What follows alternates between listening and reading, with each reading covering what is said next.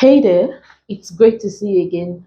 And if this is your first time, this is a tutorial series on literature and it's brought to you by O3 School's JAMB app. O3 School's JAMB app is an app designed to help students with their examinations, to help you with your preparations. And the app is available for download on Play Store. So today our topic is figures of speech. We're going to look at figures of speech, look at the figures of speech that we have, go through each of them and explain with examples. So before then, let's define figures of speech. What is a figure of speech? Like, what does it mean? A figure of speech is simply a word or phrase that is used in a non-literal sense. We'll put that down. A figure of speech is a word or phrase used in a non-literal sense.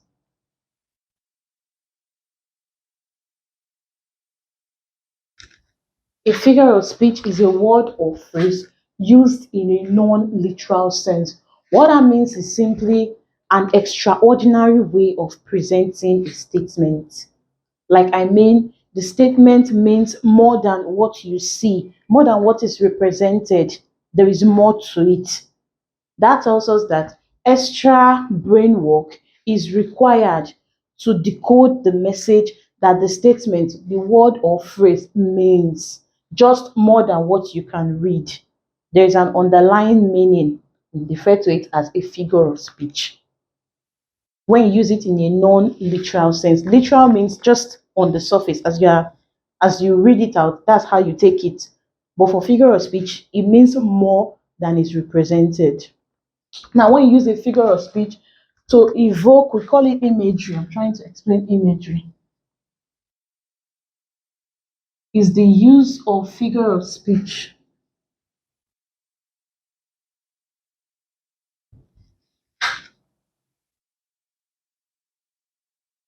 to evoke or create mental pictures. Let's put it in plural. When you use figures of speech to create mental pictures, we refer to it as imagery. So most of the figures of speech, they are grouped under imagery. Imagery of contrast, imagery of comparison, so on and so forth. So we've defined figure of speech as a word or phrase used in a non-literal sense. Now let's run through the figures of speech that we have. There are very many and they are similar in like explanation. Almost they are close. It could get confusing. But as we run through it, we will try our best to like bring out key differences that will help you differentiate one figure of speech from another. So listen up and let's go. First off, we have simile.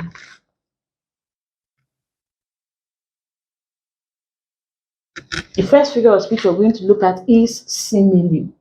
Simile is like a very easy figure of speech, and it is simply comparison between two dissimilar objects with the use of as or like. Let's take down a definition. Comparison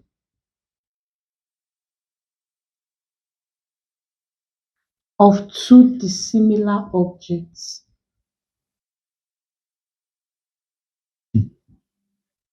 Objects or concepts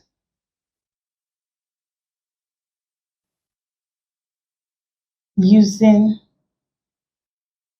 like or as to show the similarity between the two. So a comparison of two, take note of the word dissimilar. So let's give an example. If you say, I like yam, agreed, there's presence of like here, but that doesn't make this sentence simile. So let's take note. Agreed, like or as tells us that we are dealing with simile, but it doesn't mean that every sentence or every statement that contains as or like is simile. So in here, there is no comparison. So I like him is not, there's no simile in this sentence. Or if we were to have she looks like her mother. Now there is a comparison, but then we are talking of similar things. This she and mother, they are both humans, so they are similar, not dissimilar. We can't also classify this as simile. They are both similar. So we are dealing with two dissimilar objects. So a good example now would be, let's say,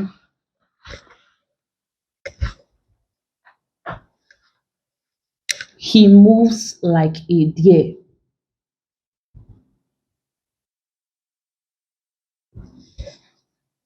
This he represents a human, but deer is an animal. So we are dealing with two dissimilar objects. Now this is simile, and quality, the common quality would be their movement. Or if you say the baby is as light as a feather.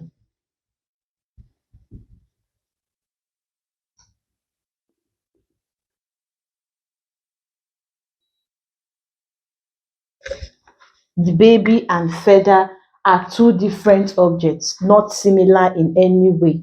So the common quality would be their weight. The baby does not have much weight, and we all know feather, very light. So simile here, it works in making descriptions stronger.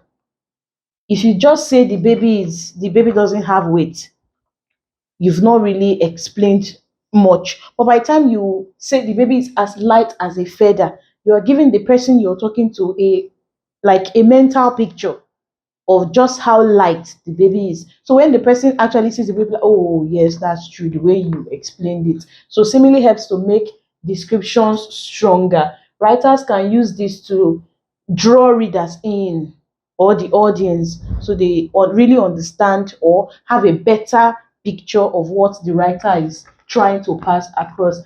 Next figure of speech, we have metaphor.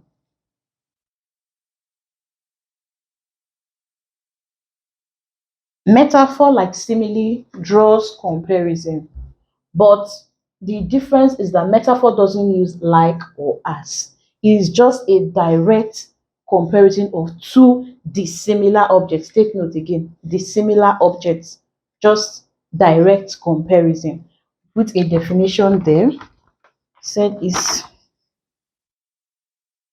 makes direct comparison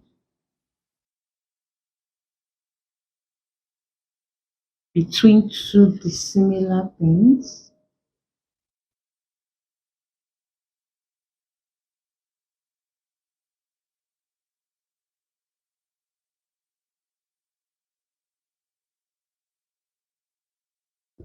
Yes, without the use of as and like in simile. So that's major difference. Both comparison between two dissimilar things that have like a common quality. But for simile, we use like or as. For metaphor, nothing, just directly. A good example would be Tade is a pig.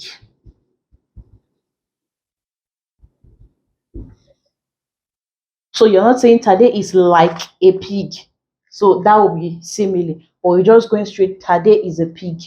Pigs are known for being dirty. So you have an idea what the person is trying to pass across to you about Tade.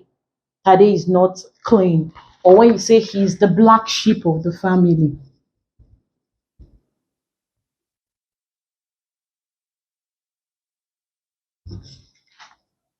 you just directly, he is the black sheep. No as, no like. Or the world is a stage.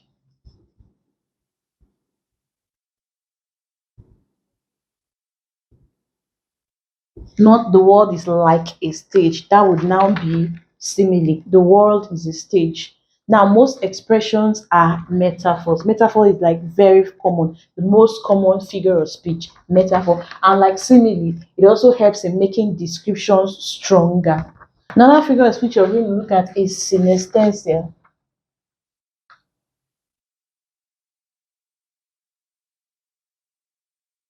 Synesthesia on its own, like if you're not dealing with it as a figure of speech, it is a medical condition.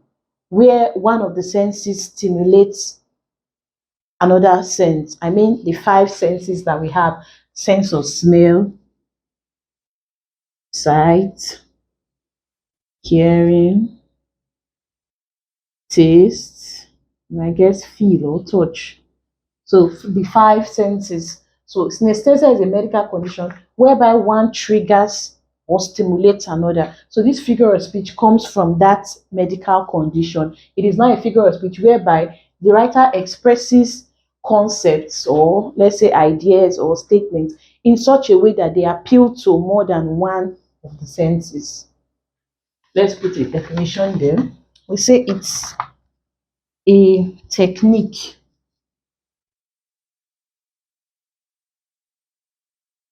used by writers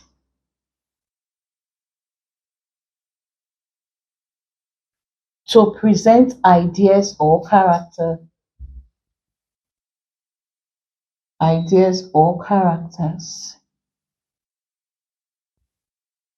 in such a way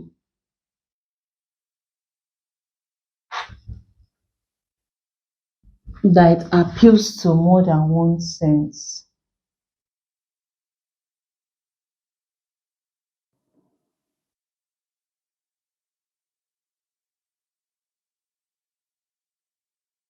So, but if from the medical condition synesthesia, this figure of speech, when writers use words or sentences in such a way that they appeal to not just one of the senses, but like two or even three. I give an example. When they say warm color,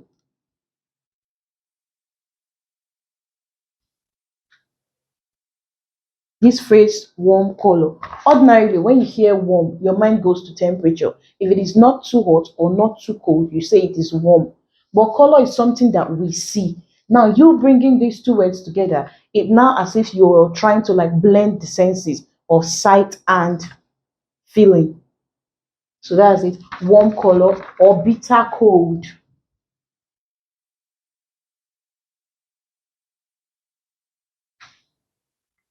This has to do with taste. This also has to do with feeling. It is not hot, it is cold. So trying to like blend the sense of taste and sense of feeling together. So this is when writers use these techniques like this, it is referred to as synesthesia. Next we have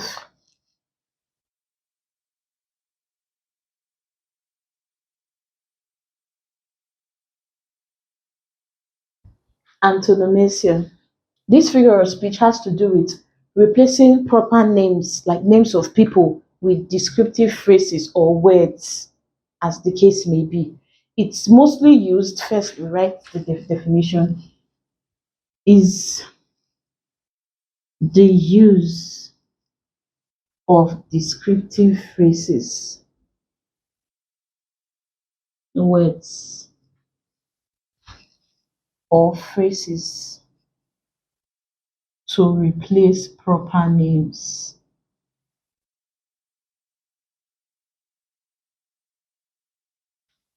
Especially when you want to like emphasize a particular characteristics in a person. So you could use that to like coin a phrase that will be used to represent the person's proper name. So instead of saying John is here, you can replace it with the great banker, or banker of the year is here. So you didn't say John, you said banker of the year. But people around would know that you are referring to John. Like who you're trying to pass the message across to knows that you're referring to John. So you're just trying to highlight the characteristics of him being a good banker. So when you use words or phrases like that, you're dealing with antonomasia. It is similar to metaphor, but here we are just replacing proper names, unlike metaphor that is a general description or general comparison of two dissimilar objects. So also famous celebrities have these nicknames that we use to represent their names. For example, if you say the king of pop, Everyone knows the king of pop is Michael Jackson. So if you're like writing on Michael Jackson, and then instead of writing Michael Jackson in some of the sentences, you replace it with the king of pop on its own like this. This is like the nickname or an epithet. We call it epithets in literature. On its own like this. But by the time you now use it in a sentence to replace Michael Jackson, then it is antonomasia. When you use it in a sentence to replace his actual name, it will help you even avoid repetition. Instead of writing Michael Jackson this, Michael Jackson, Michael Jackson, sometimes you could replace it with the king of pop. Everyone knows his name is also known as the king of pop, the queen of R&B or soul. Then my mini me. Instead of saying your child, uh, so your child did this. Let's say your child's name is Peace. Peace suit this cloth. You replace it with your mini me.